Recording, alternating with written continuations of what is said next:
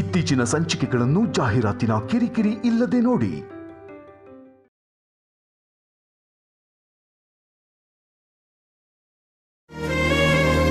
ಅತ್ತೆ, ಮಾವ ಆಯುರ್ವೇದ ಟ್ರೀಟ್ಮೆಂಟ್ಗೆ ರೆಸ್ಪಾಂಡ್ ಮಾಡ್ತಿದಾರಲ್ಲ, ಇನ್ನೂ ಆ ಟ್ಯಾಬ್ಲೆಟ್ಸ್ ಕೊಡಬೇಕು ಅಂತೀರಾ? ಕೊಡ್ಬೇಕಮ್ಮ, ತಪ್ಪದೆ ಕೊಡಬೇಕು.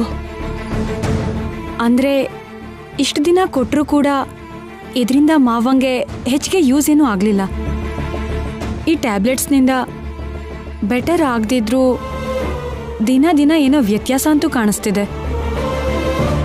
ಯಾವಾಗಲೂ ಮತ್ತಲ್ಲೇ ಮಲಗಿರ್ತಾರೆ. ಆ ಟ್ಯಾಬ್ಲೆಟಿಂದ ಹೀಗಾಗುತ್ತೇನೋ ಅಮ್ಮ. ಈ ಟ್ಯಾಬ್ಲೆಟ್ನ ಕಂಪಲ್ಸರಿಯಾಗಿ ಕೊಡಬೇಕು ಅಂತ ಐಶ್ವರ್ಯ ಮತ್ತೆ ಮತ್ತೆ ಹೇಳಿದಾಳೆ. ಈಗಿದನ್ನ ನಿಲ್ಸೋದ್ರಿಂದ ಏನಾದ್ರೂ ತೊಂದರೆ ಆದ್ರೆ? ಹೋಗ್ಲಿ ಬಿಡಿ ಅತ್ತೆ, ನಿಲ್ಸೋದು ಬೇಡ, ಕೊಡೋಣ.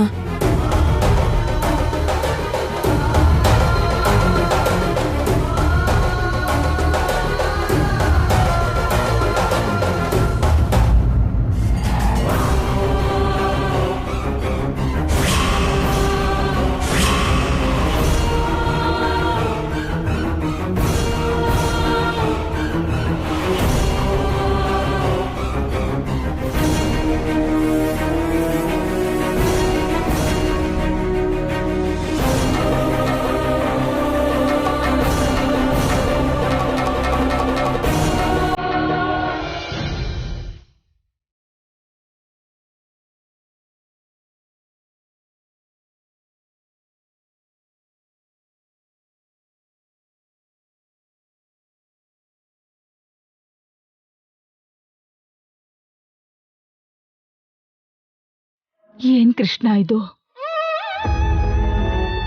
ಯಾಕೆ ಕೃಷ್ಣ ನಮ್ಮ ಮೇಲೆ ನಿನಗಿಷ್ಟು ಕೋಪ ಬಂದಿದೆ? ಖುಷಿಯಾಗಿ ನಗ್ನಗ್ತಾ ತಿರುಗ್ತಿದ್ ಮನುಷ್ಯನ ಇದ್ದಕ್ಕಿದ್ದ ಹಾಗೆ ಹೀಗೆ ಹಾಸಿಗೆ ಹಿಡಿಯೋಗ್ ಮಾಡಿದ್ಯಲ್ಲ. ಅವ್ರು ಹೀಗೆ ಹಾಸಿಗೆ ಹಿಡ್ದಿರೋದನ್ನ ನನ್ನ ಕೈಲಿ ನೋಡಕ್ಕಾಗ್ತಿಲ್ಲ ಕೃಷ್ಣ, ನೋಡಕ್ಕಾಗ್ತಿಲ್ಲ. ಗುಣ ಆಗ್ಬೇಕು, ಅವರು ಆದಷ್ಟು ಬೇಗ ಗುಣ ಆಗ್ಬೇಕು.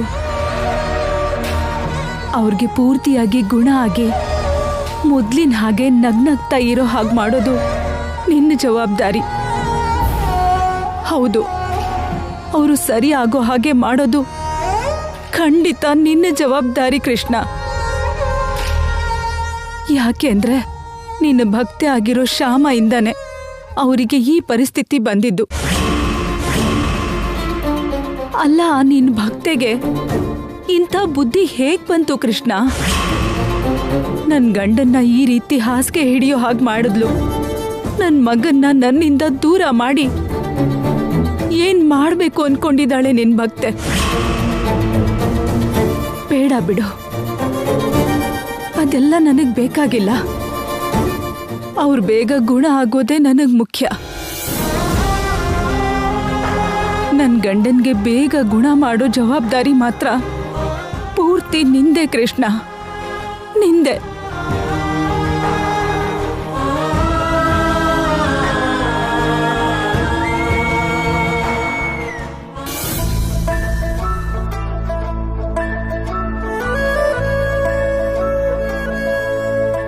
ಅಕ್ಕ, ಈ ಸಮ್ ಹೇಗ್ ಮಾಡ್ಬೇಕು ಅಂತ ಗೊತ್ತಾಗ್ತಿಲ್ಲ, ಹೇಳ್ತೀಯಾ?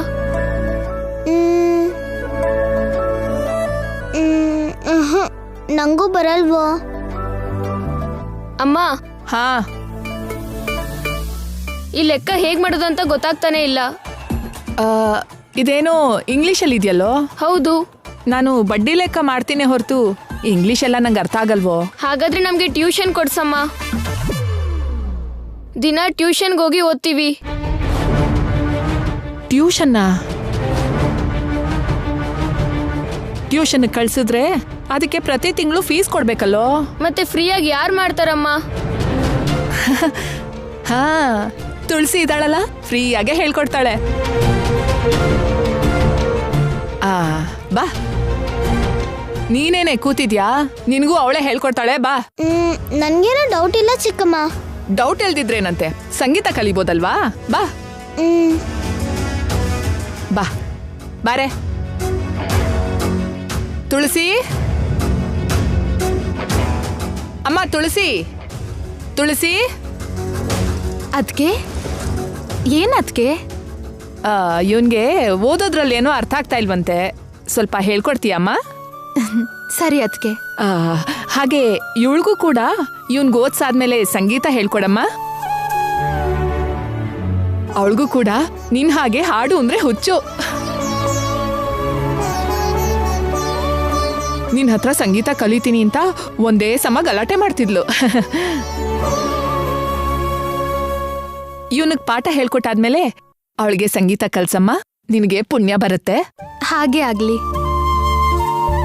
ಅಮ್ಮಯ್ಯ ಫ್ರೀಯಾಗಿ ಟ್ಯೂಷನ್ ಸಿಕ್ತು ಬರ್ತೀನಮ್ಮ ಏಯ್ ಸರಿಯಾಗಿ ಕಲ್ತ್ಕೊಳ್ಳಿ ಆಯ್ತಾ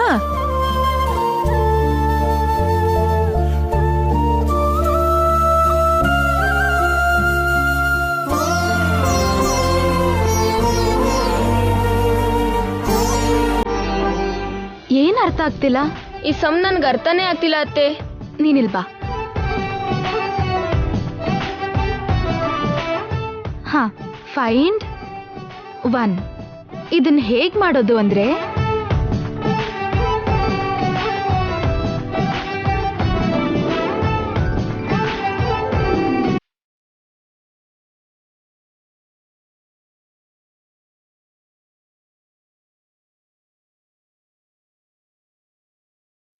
ಹೈ ಆನ್ಸರ್ ಬಂತು, ನನ್ಗೆ ಗೊತ್ತಾಯ್ತು. Very good. ನೀನು ಅಲ್ಲಿ ಕುತ್ಕೊಂಡು ಓದ್ಕೋ. ಬಾ, ನಿನ್ಗೆ ಹಾಡು ಹೇಳ್ಕೊಡ್ತೀನಿ.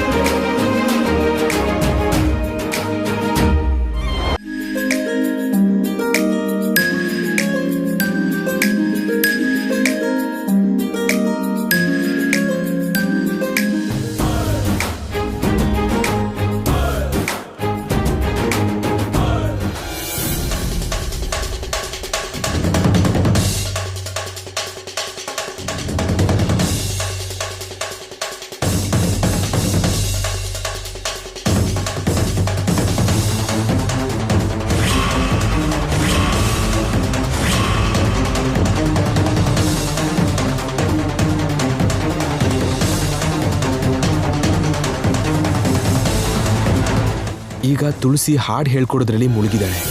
ನಿಧಾನವಾಗಿ ಆ ಫೋನ್ ತಗೊಂಡು ಅದರಲ್ಲಿ ಏನಿದೆ ನೋಡಬೇಕು. ಆದರೆ ಹೇಗೆ?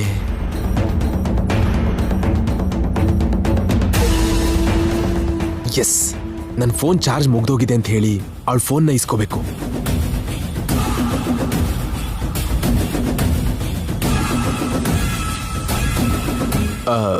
ಎಕ್ಸ್ಕ್ಯೂಸ್ ಮೀ, ಏನ್ ಹೇಳಿ? ನನ್ನ ಫೋನಲ್ಲಿ ಚಾರ್ಜ್ ಮುಗ್ದೋಗಿದೆ. ಅರ್ಜೆಂಟಾಗಿ ಒಂದು ಫೋನ್ ಕಾಲ್ ಮಾಡಬೇಕು. ನಿಮ್ಮ ಫೋನ್ ಕೊಡ್ತೀರಾ? ಕೊಡ್ತೀನಿ, 1 ನಿಮಿಷ ಇರಿ. ನೀವು ಕೂತ್ಕೊಳ್ಳಿ. ಸಂಗೀತ ಹೇಳ್ಕೊಡ್ತಿದ್ದೀರಲ್ವಾ? ಫೋನ್ ಎಲ್ಲಿದೆ ಹೇಳಿ, ನಾನು ತರ್ತೀನಿ. ಅಲ್ಲಿ ನೋಡಿ, ಚಾರ್ಜ್ ಹಾಕಿದ್ದೀನಿ, ತಗೊಳ್ಳಿ. ಸರಿ. ಪಲ್ಲವಿ,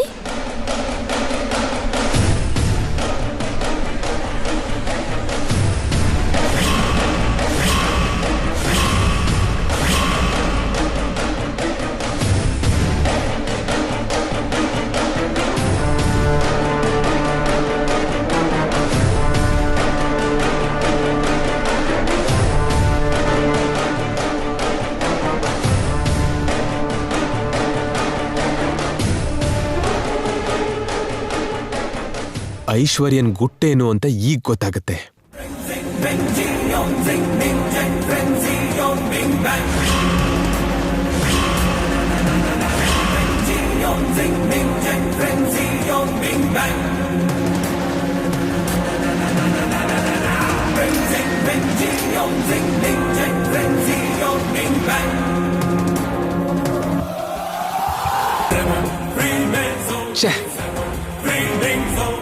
ಏನ್ ಬ್ರಹ್ಮ ಇದು? ಯಾಕೋ ಟೆನ್ಷನ್ ಅಲ್ಲಿದ್ಯಾ? ಟೆನ್ಷನ್ ಏನಿಲ್ಲ ಬವ. ಆ ಫೋನು ತುಳಸಿ ಫೋನ್ ತರ ಇದೆ. ಹೌದು ಬವ, ತುಳಸಿದೆ.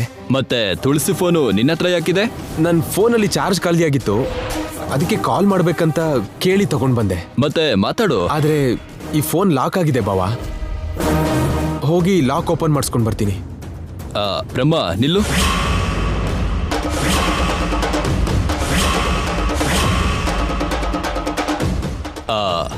ಅವಳು ಪಾಠ ಮಾಡ್ತಾ ಇದ್ದಾಳೆ, ಅವಳನ್ನ ನಾವೇ ಡಿಸ್ಟರ್ಬ್ ಮಾಡಬೇಕು? ತಗೋ ನನ್ನ ಫೋನು, ಇದ್ರಲ್ಲಿ ಫೋನ್ ಮಾಡು. ಏನು ಹಾಗೆ ನೋಡ್ತಾ ಇದೀಯಾ? ಫೋನ್ ಮಾಡು. ಆ ಫೋನ್ ನಂಗೆ ಕೊಡು, ಇದ್ರಲ್ಲಿ ಮಾಡು. ತಗೋ ಫೋನ್ ಮಾಡು. ಏ ಬಾವಾ, ಛೇ, ನನ್ನ ಪ್ಲಾನ್ ಎಲ್ಲ ಹಾಳು ಮಾಡ್ದ.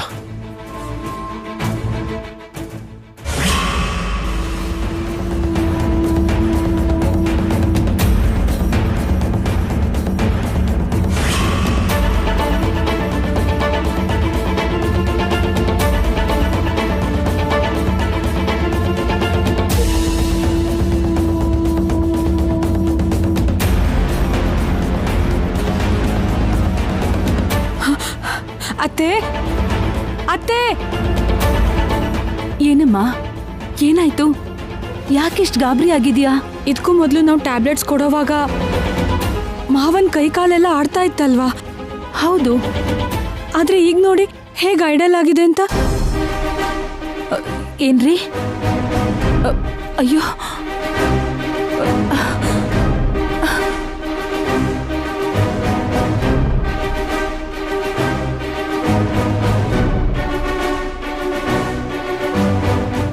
ಅಯ್ಯೋಯ್ಯೋ, ಕೈ ಕಾಲೆಲ್ಲ ತುಂಬಾ ಬಿಗ್ದು ಹೋದಾಗಿದೆ ಅತ್ತೆ. ಆಯುರ್ವೇದಿಕ್ ಟ್ರೀಟ್ಮೆಂಟ್ ಮಾಡೋವಾಗ ಕೈ ಕಾಲೆಲ್ಲ ಚೆನ್ನಾಗಿ ಮೂವ್ ಆಗ್ತಾ ಇತ್ತು. ನಾವು ಟ್ಯಾಬ್ಲೆಟ್ ಕೊಟ್ಮೇಲೆ ಈ ಥರ ಗಟ್ಟಿ ಆಗಿದೆ. ಈ ಟ್ಯಾಬ್ಲೆಟ್ ಮಾವಂಗೆ ಸರಿ ಆಗ್ತಿಲ್ವೋ ಅಥವಾ ಈ ಟ್ಯಾಬ್ಲೆಟ್ ಸೈಡ್ ಎಫೆಕ್ಟ್ ಇಂದ ಮಾವಂಗೆ ಈ ಥರ ಆಗ್ತಿದ್ಯೋ ಗೊತ್ತಾಗ್ತಿಲ್ಲ ಅತ್ತೆ. ನನಗೂ ಅದೇ ಅರ್ಥ ಆಗ್ತಿಲ್ಲಮ್ಮ. ನಾಳೆ ಒಂದ್ಸಾರಿ ನಮ್ಮ ಡಾಕ್ಟರ್ಗೆ ಫೋನ್ ಮಾಡಿ ಕೇಳೋಣ. ನಮ್ಮ ಡಾಕ್ಟರ್ ಈಗ ಇಂಡಿಯಾದಲ್ಲಿ ಇಲ್ಲ ಅತ್ತೆ, ಏನೋ ಸೆಮಿನಾರ್ ಅಂತ ಫಾರಿನ್ಗೆ ಹೋಗಿದ್ದಾರೆ. ನೆಕ್ಸ್ಟ್ ಮಂಡೇವರೆಗೂ ಡಾಕ್ಟರ್ ಬರಲ್ಲ. ಮತ್ತೆ ಈಗೇನು ಮಾಡೋದು? ಒಂದು ಕೆಲಸ ಮಾಡೋಣ ಅತ್ತೆ. ಏನು? ನಾಳೆ ಆಯುರ್ವೇದ ಡಾಕ್ಟರ್ ನೀಲವೇಣಿಯವ್ರು ಬರ್ತಾರಲ್ವಾ, ಅವ್ರಿಗೆ ಟ್ಯಾಬ್ಲೆಟ್ಸ್ನ ತೋರಿಸೋಣ. ಅವರು ಆಯುರ್ವೇದಿಕ್ ಡಾಕ್ಟರ್, ಇದು ಅಲೋಪತಿ ಟ್ಯಾಬ್ಲೆಟ್ಸ್ ಅಲ್ವಾ? ಅವ್ರಿಗೇನು ಗೊತ್ತಾಗತ್ತೆ? ಗೊತ್ತಾಗತ್ತೆ ಅತ್ತೆ. ಆಯುರ್ವೇದ ಡಾಕ್ಟರ್ ಆದ್ರೂ ಈ ಟ್ಯಾಬ್ಲೆಟ್ಸ್ ಬಗ್ಗೆ ಅವ್ರಿಗೆ ಗೊತ್ತಿರತ್ತೆ. ಹೌದಾ? ಹಾಗಾದ್ರೆ ನಾಳೆ ಒಂದ್ಸಾರಿ ಆ ಹುಡುಗಿಗೆ ಈ ಟ್ಯಾಬ್ಲೆಟ್ಸ್ ತೋರಿಸೋಣ. ಸರಿ ಅತ್ತೆ. ಏನ್ರಿ?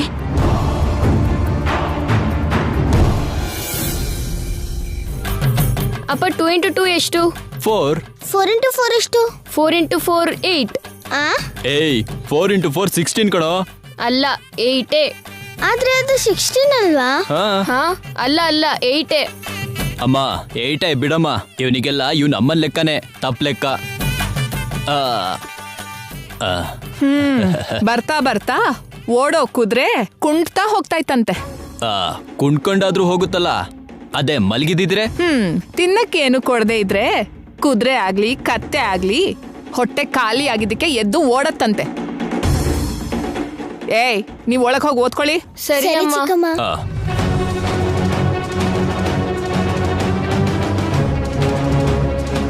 ಏಯ್, ಯಾಕೆ ನಿನಗೆ ಇಷ್ಟು ದುಡ್ಡಿನ ಆಸೆ? ಈ ಮಾತನ್ನ ನೀನು ನನ್ನನ್ ಮದ್ವೆ ಆಗೋ ಮೊದ್ಲು ನನ್ನ ಅಪ್ಪನ ಹತ್ರ ಡೌರಿ ಕೇಳೋ ಮೊದ್ಲು ಕೇಳ್ಬೇಕಾಗಿತ್ತು. ಡೌರಿನಾ? ಏನ್ ಡೌರಿ ಕೊಟ್ಟಿದ್ದಾರೆ ನಿಮ್ಮಪ್ಪ? ಏನ್ ಕೊಟ್ರು ಅಂತ ಗೊತ್ತಿಲ್ವಾ? 2ನೇ ಮದ್ವೆ ಅಂತ ಗೊತ್ತಿದ್ರು ನಿನಗೆ ಸೈಕಲ್ಲು, ಉಂಗ್ರ, ವಾಚು ನನ್ನ ಅಪ್ಪ ಡೌರಿಯಾಗಿ ಕೊಟ್ಟಿದ್ದಾರೆ. ನಿನ್ನ ನನಗ್ ಗಂಡನ್ನಾಗ್ ಮಾಡಿದ್ರು. ಅಂದ್ರೆ ನಾನು ನಿನ್ನ ಕೊಂಡ್ಕೊಂಡ್ ಹಾಗಲ್ವಾ? ನನ್ ಬದುಕಿಗೆ ಸೈಕಲ್ಲು, ವಾಚ್, ಉಂಗ್ರ ಸಾಕು ಅಂತ ನಿನ್ನಪ್ಪ ಲೆಕ್ಕ ಹಾಕಿದ್ರು. ಆ ಲೆಕ್ಕಕ್ಕೆ ನೀನ್ ಬಡ್ಡಿ ಲೆಕ್ಕ ಹಾಕಿ, ಆ ಲೆಕ್ಕಕ್ಕೆ ಮತ್ತೆ ಚಕ್ರ ಬಡ್ಡಿ ಹಾಕಿ ನೀನ್ ನನ್ನ ಜೀವನ ಜೊತೆ ಆಟ ಆಡ್ತಾ ಇದೀಯ. ಪ್ರೀತಿ ಇಲ್ಲ, ಶಾಂತಿನೂ ಇಲ್ಲ. ಹಾ ಏನೂ ಇಲ್ದೆ ಲಕ್ಷಣವಾಗಿರೋ ಮಗ ಹುಟ್ಟಿದಾನಾ?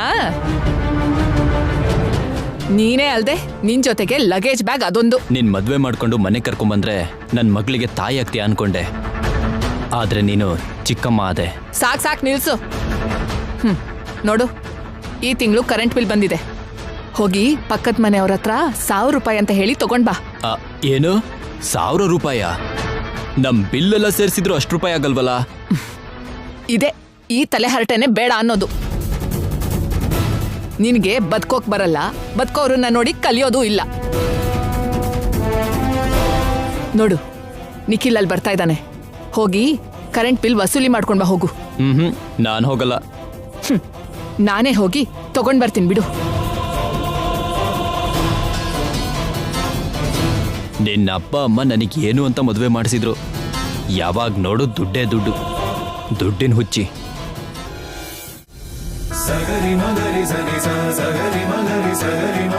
ಶ್ಯಾಮ, ಬನ್ನಿ. ನಿಮ್ಗೋಸ್ಕರನೇ ಕಾಯ್ತಿದ್ದೆ. ಯಾವಾಗ ನಿನ್ನ ನೋಡ್ತೀನೋ ಅಂತ ನಾನು ಕೂಡ ಕಾಯ್ತಾ ಇದ್ದೆ. ನೀವ್ ಕಾಯ್ತಿದ್ರಾ? ಯಾಕೆ? ಗುಡ್ ನ್ಯೂಸ್ ಹೇಳೋದಕ್ಕೆ. ಗುಡ್ ನ್ಯೂಸಾ? ಗುಡ್ ನ್ಯೂಸಾ? ಏನು ಅಂತ ಕೇಳೋಣ. ಇವತ್ತು ಬೈಕ್ ರೈಡಿಂಗ್ ಇಂದ ಎಷ್ಟು ದುಡ್ಡು ಬಂತು ಗೊತ್ತಾ? ಎಷ್ಟು ಬಂತು?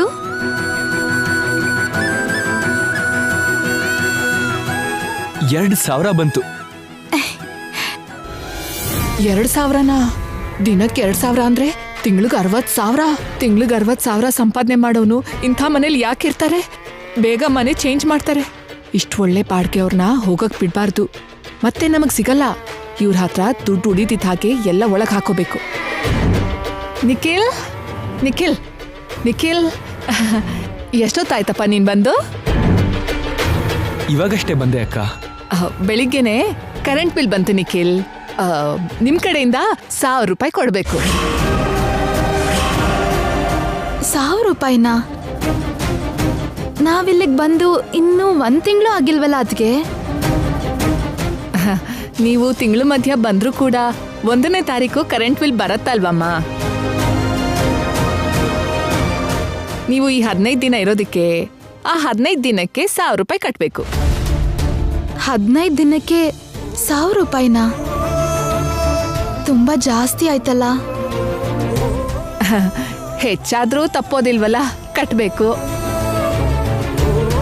ಹೌದು, ಕಟ್ಬೇಕಲ್ವಾ?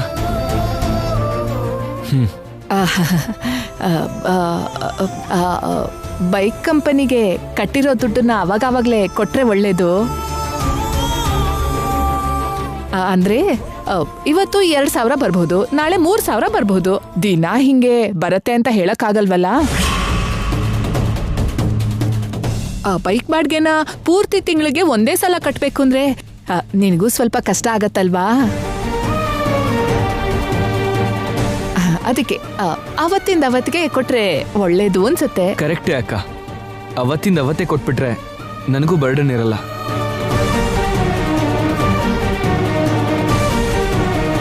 ತಗೊಳ್ಳಿ.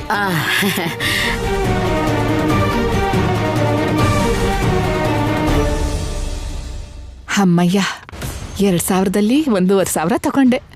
ದಿನ ಹೀಗೆ ಏನಾದ್ರೂ ಹೇಳಿ ಇವ್ರ ಹತ್ರ ದುಡ್ಡು ತಗೊಳ್ಬೇಕು. ಉಳ್ದಿರೋ ದುಡ್ಡನ್ನ ಹುಷಾರಾಗಿ ಕಾಪಾಡ್ಕೊಳ್ಳಿ ಆಯ್ತಾ? ಯಾವಾಗ್ಲೂ ಒಂದೇ ರೀತಿ ಸಂಪಾದನೆ ಇರಲ್ವಲ್ಲ. ಬರ್ತೀನಿ.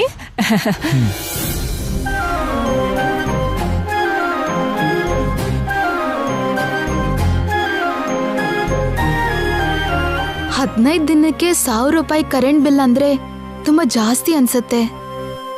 ಅನ್ಸದೇನಮ್ಮ, ನಿಜವಾಗ್ಲೂ ತುಂಬಾ ಜಾಸ್ತಿನೇ. ನಮ್ಮ ಅಕ್ಕನ ಬಗ್ಗೆ ನಿಮಗ್ ಗೊತ್ತಲ್ವಾ? ಏನಾದ್ರೂ ಮಾಡಿ ಬೇರೆಯವ್ರ ಹತ್ರ ದುಡ್ಡು ಕೀಳೋದು ಅವಳ ವೀಕ್ನೆಸ್.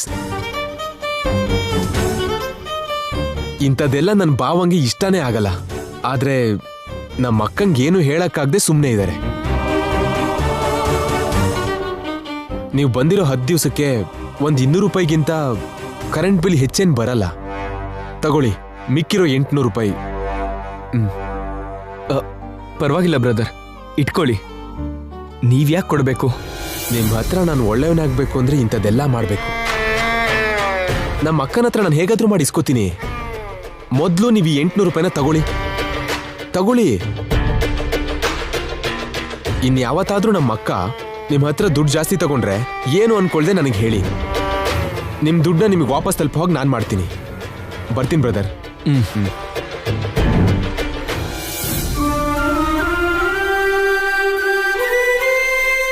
ಅಂತ ಬಜಾರಿ ಅಕ್ಕಂಗೆ ಇಂಥ ಒಳ್ಳೆ ತಮ್ಮ ಇದಾನಲ್ಲ.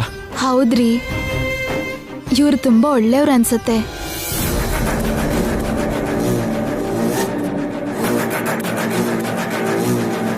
ನೀವೀಗ ಅನ್ಕೊಳ್ಳೋದೇ ನನಗೆ ಬೇಕು. ಒಳ್ಳೆಯವನು ಅಂತ ಅನ್ಕೊಂಡ್ರೇನೆ ನನ್ನ ಕೆಲಸ ಆಗೋದು.